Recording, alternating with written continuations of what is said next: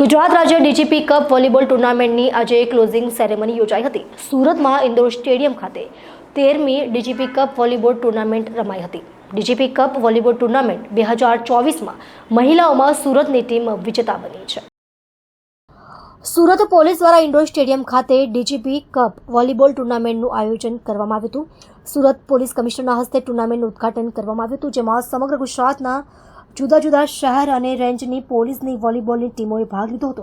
3 દિવસ ગુજરાતની જુદી જુદી પોલીસ ટીમ વચ્ચે વોલીબોલમાં ખરાખરીનો જંગ જામ્યો હતો। આ ટુર્નામેન્ટ અઠવા લાઇન્સ ખાતેના ઇન્ડોર સ્ટેડિયમમાં યોજાઈ હતી।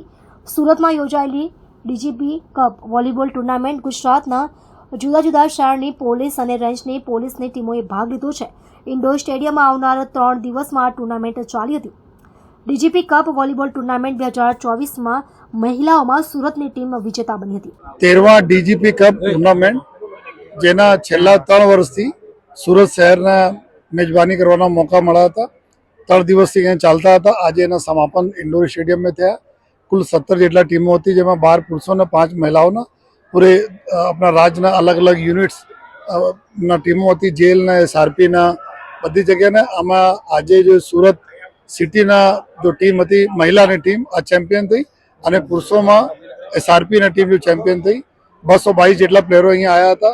ખૂબ સરસ માહોલમાં અમારા પ્લેયરો અહીંયા રમ્યા જોઈએ અને અમે આભાર માનીએ છીએ અમારી સ્પોર્ટ્સ ઓથોરિટી ઓફ ગુજરાતના, સુરત વોલીબોલ એસોસિએશન અને રાજ્યના ગુજરાત રાજ્ય વોલીબોલ એસોસિએશન જો સરસ ટુર્નામેન્ટ રમાડ્યા।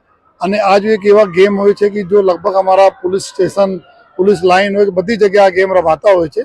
તો બહુ ટ્રેડિશનલી જ્યારથી પોલીસ છે ત્યારથી બધા ગેમ છે એવા કહી શકાય જોઈએ। અને આ ગેમના માધ્યમથી અમારા જો પોલીસ જવાનો જો આપણા રાજ્યના ખૂણે કોનામાંથી આવે છે, એકબીજા સાથે ખૂબ સારા સંકલન જળવાય છે, જેના લીધે જો પ્રજાના જો પ્રશ્નો હોય છે, કોઈ મિસિંગ હોય, કોઈ ગુનેગારો પકડવાનો, તો આપણા સંકલન બી ખૂબ સારા લાઈફ ટાઈમ માટે થઈ જતા હોય છે। તો હેલ્થના સાથે સાથે સારી પોલીસિંગ કરવા માટે બી આ અમારા ગેમ ખૂબ મદદરૂપ થાય છે। અને હું આપ બધાનો આભાર માનું છું કે જો અહીંયા ખૂબ સરસ માહોલ જો આપના થ્રુ જો શહેરના લોકોને જાણવા મળે છે, એના માટે આપણે મીડિયાના મિત્રોનો ખૂબ આભાર માનું છું।